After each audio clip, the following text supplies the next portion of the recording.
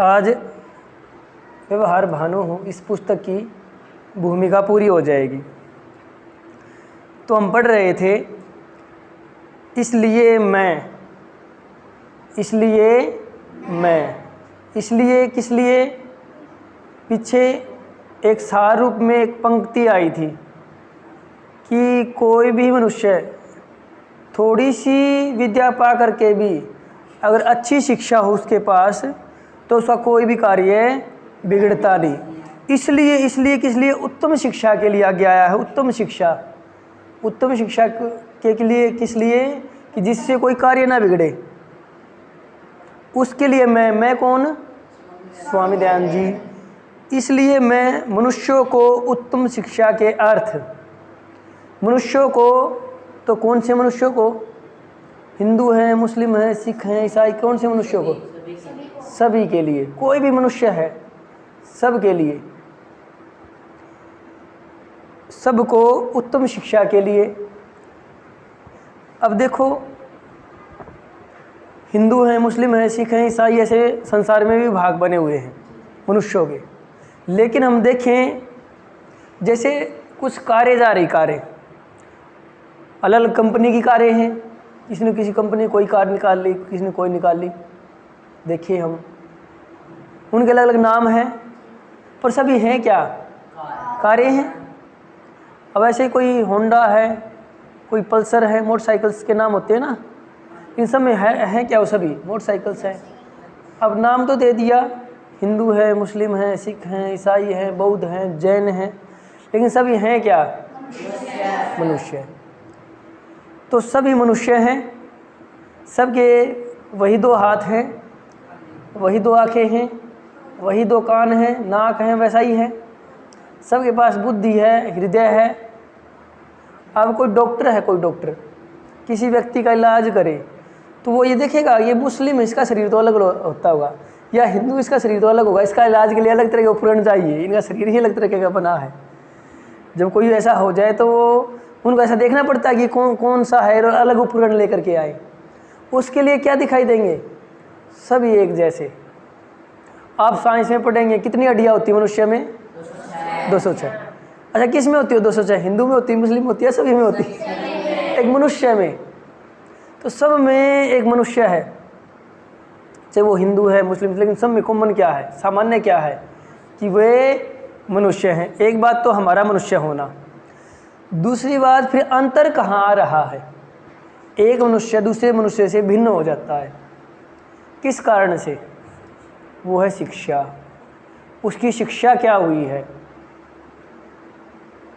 अगर हम संसार में स्वरूप देखें कि सिख ऐसे व्यक्ति होते हैं, मुस्लिम ऐसे व्यक्ति होते हैं, हिंदू ऐसे व्यक्ति होते हैं, या कोई भी ऐसे व्यक्ति होते हैं, तो उनका आधार क्या है, उनकी शिक्षाएं। शिक्षा निर्धारित करती है कि कौन कैसा है। तो हमें अच्छा अगर अच्छी शिक्षा मिले तो वो किसी भी, कोई भी है, चाहे हिंदू है, चाहे मुस्लिम है, उसके पास क्या होना चाहिए, चाहे सिख ईसाई, अच्छी शिक्षा। क्यों हम उसको हिंदू मुस्लिम सिख ईसाई भूल जाए, हम क्या देखें, वो मनुष्य है और उसको शिक्षा की आवश्यकता है। बिना शिक्षा के बदलाव आना मुश्किल है, कठिन है। कैसे, जैसे मान लो कोई व्यक्ति है, कोई व्यक्ति, और उसके मन में आ गया किसी से ईर्ष्या है, द्वेष है, और इतना द्वेष है कि उसको मारना चाहता है, वो उसकी हत्या करना चाहता है। वो किसी अपने मित्र को जा करके बताए मैं उसको मारूंगा। उसका मित्र उसको कहे देखो तुम्हें इतनी सज़ा होगी, कानून है, इतनी जेल की सज़ा हो जाएगी, और उसको बताए, वो कहे कि बेशक से मुझे कोई सज़ा हो जाए, बिल्कुल कोई सज़ा हो जाए, मुझे कोई डर नहीं, मुझे तो मारना ही, कुछ भी हो जाओ, मैं सज़ा काट लूँगा।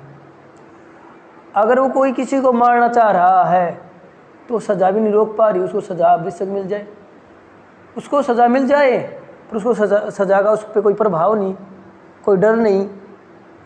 किसी व्यक्ति को अच्छा करने के लिए कौन कराता अच्छा, और बुरा करने से कौन रोक सकता, वो एक शिक्षा है। शिक्षा ही वो माध्यम है, शिक्षा ही वो एक तरीके से आलम्बन है, वो सहारा है, जिसकी सहायता से, जिसके द्वारा कोई अच्छे करने में प्रवृत्त हो सकता है, बुरे करने से रुक सकता है। अगर उसकी शिक्षा वैसी हुई है और शिक्षित है वो, वैसे रोक सकता है। आज एक बात और देखी जा रही है। आज जैसे पढ़े लिखे कहते हैं तो उनको अक्षर ज्ञान तो हो गया, किताबी ज्ञान तो हो गया, पर शिक्षित नहीं हुए। शिक्षा क्या होगी कि कोई भी कार्य करो वो किसी भले के लिए किया जाए, वो शिक्षा कहलाएगी। शिक्षा होगा किसी हित में करे। तो वो जो शिक्षित व्यक्ति क्या होगा, जैसे मैं उदाहरण दूँ, एक व्यक्ति ये कहे वो बहुत पढ़ा लिखा है, स्कूल गया, उसने सारा हिसाब किताब देखा, गणित भी अच्छा कर लिया, वो जो वस्तु है लेन देन करता अच्छे से करता है कि इतने की वस्तु इतनी दे दी, और वही लेन देन वो माता पिता से करने लग जाए। माता पिता क्या थे, उसके ऊपर खर्च किया, उसको पढ़ाया, खाने का खर्च किया, कपड़ों का खर्च किया, शिक्षा का खर्च किया, उसको संपन्न बनाया, समर्थ बनाया और उसको कहीं कार्य करने के समर्थ बना दिया। वो कहीं किसी विशेष कार्य में संपन्न भी हो गया, कहीं नौकरी लग गया, अपना कोई व्यापार कर लिया और वो अच्छे से काम करने लग गया। और वो ये कहे माता पिता वृद्ध हो जाएं और उससे पूछें कि भाई सेवा कर हमारी, हमने संपन्न बनाया, पढ़ा लिखा, सारी व्यवस्था की, तो सेवा कर। और वो ये कहे कि आपने मेरे ऊपर जितना खर्च किया, बताओ मैं तुम्हारे सारे पैसे देता हूँ, बताओ कितना खर्चा है। अब क्या खर्च से सेवा हो जाएगी? पैसे पास में पड़े हैं तो क्या सेवा हो जाएगी? सेवा नहीं हो सकती। अब शिक्षित व्यक्ति क्या करेगा? हित की बात करेगा कि माता पिता है, चाहे उसके पास धन ना हो, पर उसको पता उसके माता पिता ने उसके लिए पूरा प्रयास किया था, वो कामयाब हुआ ना हुआ, लेकिन वो जो माता पिता का ऋण है, जिसमें आपको पैसा नहीं दिखाई देगा, अक्षर ज्ञान तो उसका अच्छा है, लेकिन जो शिक्षित व्यक्ति है वो ऋण देखेगा कि ऋण है मेरे ऊपर, उन्होंने बहुत मुसीबतें झेली हुई तब हमें कामयाब किया है, तो वो क्या करेगा? ऋण चुकाएगा, वो सेवा करेगा। शिक्षित व्यक्ति सेवा करेगा, साक्षर व्यक्ति हो सकता है सेवा ना करे, वो हिसाब किताब में जाएगा, अक्षर ज्ञान में रहेगा। तो शिक्षा बहुत ज़रूरी है। मैंने कितने उदाहरण दिए कि मनुष्य हमें तो कहते हैं हिंदू मुस्लिम, लेकिन वो क्या है? मनुष्य हैं, और अच्छा मनुष्य है। हिंदू भी जन्म ले रहे हैं, मर जाएंगे, मुस्लिम भी जन्म ले रहे हैं, मर जाएंगे, सिख भी, ईसाई भी, सब जन्म ले रहे हैं, मर जाएंगे। बीच में अगर वो भूल जाए उनको कहाँ जन्म लिया, वो देखिए हम मनुष्य हैं, और वो मनुष्य होने के नाते कार्य करे संसार में, और वो शिक्षा ग्रहण करे जो उनको उच्च दर्जे के मनुष्य बनाए। तो उन शिक्षाओं की ज़रूरत होती है, तभी ये संसार सुखमय हो पाता है। जब हम ऊपर उठने लग जाएं और मनुष्य को मनुष्य देखने लग जाएं, से शिक्षाएं ग्रहण करें, तो क्या होगा? हम सुखी रहेंगे संसार में, उसका लाभ ये होगा। तो इसीलिए कि शिक्षा से मनुष्य सुखी रहते हैं, इसीलिए कि किसी कोई काम बिगड़े नहीं, सभी सुखी रहें, इसलिए मैं मनुष्यों को, जो भी मनुष्य है, ये नहीं कहा हिंदू मुस्लिम, जो भी मनुष्य हैं उनको उत्तम शिक्षा के अर्थ, उत्तम शिक्षा के लिए, उनको उत्तम शिक्षा देने के लिए सब वेद आदि शास्त्र, वेद और आदि लगा दिया तो फिर उपनिषद है, दर्शन है, अन्य जो ऋषिकृत ग्रंथ हैं वो भी आ जाएंगे। तो वेद आदि शास्त्र और सत्याचारी विद्वानों की, एक तो शास्त्र हो गए, एक शास्त्रों को आचरण में लाने वाले, वैसा अपना जीवन बनाने वाले, सत्य शास्त्रों को पढ़ने वाले और अपना जीवन उनके अनुसार बनाने वाले। तो उनके अनुसार अब एक बात बताई, हमें शिक्षित होना, शिक्षित तो मनुष्य हैं, शिक्षित होना है, तो अच्छी शिक्षाएं कहाँ मिलेंगी? वेदों में, शास्त्रों में। या सत्याचारी, जो सत्य आचरण वाले मनुष्य हैं, जो सत्य का पालन करते हैं, उनके आचरण में सत्य हैं, ऐसे जो मनुष्य होंगे वहीं तो सत्य विद्याएं मिलेंगी। तो हमें उन्हीं से तो शिक्षा लेनी। हमें ये पता है मनुष्य है वो उत्तम शिक्षा से श्रेष्ठ मनुष्य बन जाएगा। एक सामान्य मनुष्य है और उस एक सामान्य मनुष्य के रूप में कोई पैदा होता है, अगर उसको बुरी शिक्षा मिल जाए तो वो नीचे से पशुओं की श्रेणी में चले जाएगा, उत्तम शिक्षा मिल जाए तो वो महापुरुषों की श्रेणी में चला जाएगा, और कम से कम सामान्य किसी बुरा नहीं करता मनुष्य तो वो है ही। अब बात है कि उसमें शिक्षा कैसी, उसकी जो उसमें जो शिक्षा, उसको जो शिक्षा मिली वही उसको ऊपर लेके जाएगी, नीचे लेके जाएगी। अगर उसकी शिक्षाएं, उसको कुछ ऐसा सीख मिल गई, उसको ऐसा सीख लिया, कुछ शिक्षा ग्रसित हो गया कि इसे बुरा करना है तो नीचे चला जाता जाएगा, और उत्तम शिक्षाएं मिल गई तो ऊपर जाता चला जाएगा। अब हम मनुष्य के तौर पे जन्म ले रहे संसार में, हिंदू मुस्लिम सिख ईसाई के तौर पे नहीं, मनुष्य के तौर पर हमारा जन्म हो रहा है, और हमें क्या करना है, अपने में उत्तम शिक्षाएं लेकर के आनी, ताकि हम श्रेष्ठ बने, उच्चा जीवन बने हमारा। तो वो श्रेष्ठ शिक्षा आएगी कहाँ से लेकर के आए? तो स्वामी जी कह रहे वो श्रेष्ठ शिक्षा कहाँ से, यहाँ जो उत्तम शिक्षा दे रहे कहाँ से, वेद आदि सत्य शास्त्रों से। और सत्याचारी जो मनुष्य हैं, जो सत्याचरण वाले जो विद्वान हैं, उनकी रीति युक्त, जैसे उनकी रीति हैं, जैसे उन्होंने वो बताते हैं, वैसे ही जैसे वो अपने आचरण में रखते हैं, जैसा उपदेश करते हैं, जैसे शास्त्रों में दिया गया उनकी रीति युक्त इस व्यवहार भानु ग्रंथ को ये जो लिख रहे हैं, इसमें वो शिक्षाएं डाली हैं, ताकि ऐसी शिक्षाएं हो जिससे व्यवहार वो उत्तम श्रेष्ठ पुरुष हो जाए, और उनका श्रेष्ठ पुरुष हो जाए तो उनका व्यवहार कैसा होगा, उत्तम व्यवहार होगा। उत्तम व्यवहार होगा, धर्मयुक्त व्यवहार होगा, धर्मयुक्त व्यवहार हो तो क्या होगा, संसार में सुख लाभ होगा, सुख ही सुख होगा, दुख नहीं होगा।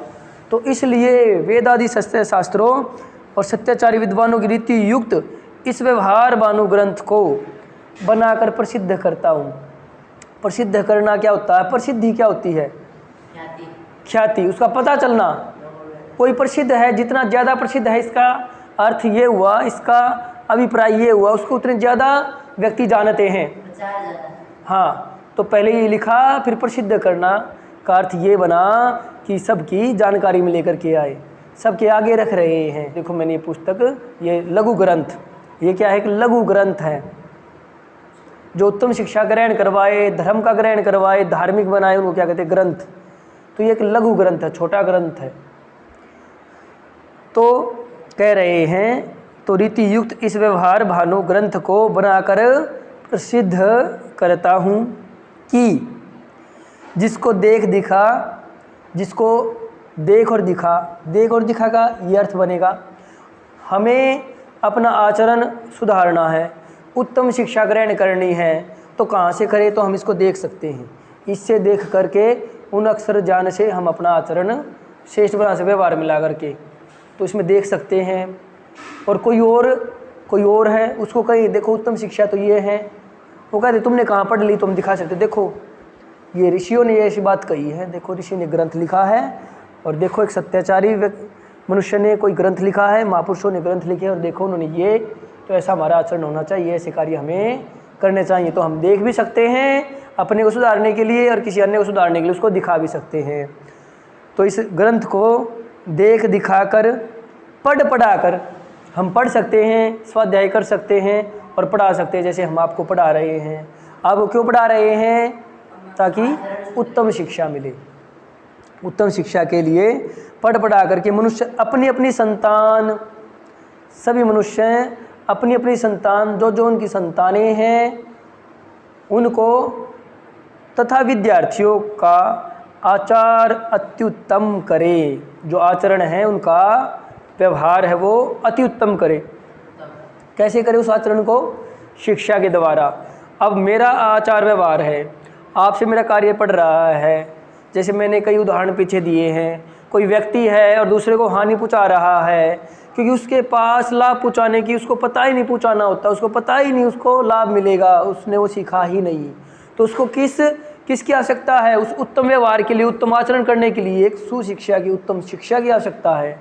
शिक्षा के द्वारा, उस ज्ञान के द्वारा उसके कार्य हैं, व्यवहार है, वो श्रेष्ठ बनेंगे। मान लो कोई व्यक्ति है और वो ये कहे मैं बहुत बड़े बड़े कार्य करूँगा, मैं राष्ट्र के हित में, समाज के हित में, धर्म के बड़े बड़े कार्य करूँगा, और उसको आता जाता कुछ नहीं, तो क्या वो कर लेगा?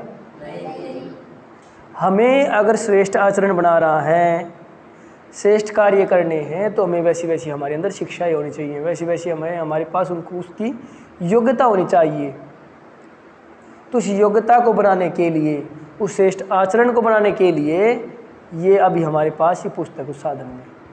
हमारे 3 गुरु होते हैं। कौन कौन से? माता, पिता और आचार्य। सबसे बड़े गुरु संसार में ये होते हैं। अब माता हैं, पिता हैं, आचार्य हैं। तो माता पिता तो किसका आचरण सुधारेंगे? अपनी संतानों का। और गुरु किसके सुधारेंगे? शिष्यों का, विद्यार्थियों का। और 3 ही गुरु हैं और तीनों को अपने उनका सुधारने की आवश्यकता है। जब तक गुरु के पास नहीं जाता तो माता पिता के पास है। अब गुरु के पास जाने से पहले क्या माता पिता उसको बिगड़ने दें या उसको सुशिक्षा का उपदेश करें? सुशिक्षा उपदेश करें। और फिर गुरु के पास चले जाए तो वो भी सुशिक्षा उपदेश करे, क्योंकि एक श्रेष्ठ मनुष्य बनाना बिना शिक्षा के वो देख लो कैसे हो जाएंगे। अब मान लो यही है, हिंदू मुस्लिम है, सिख ईसाई है। अच्छे लोग तो हिंदुओं में भी हैं, बुरे भी लोग भी हैं।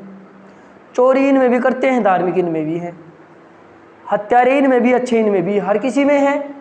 बस किसी में कम हो सकते हैं, किसी में ज़्यादा हो सकते हैं, जैसी जैसी जिसकी शिक्षाएं हैं।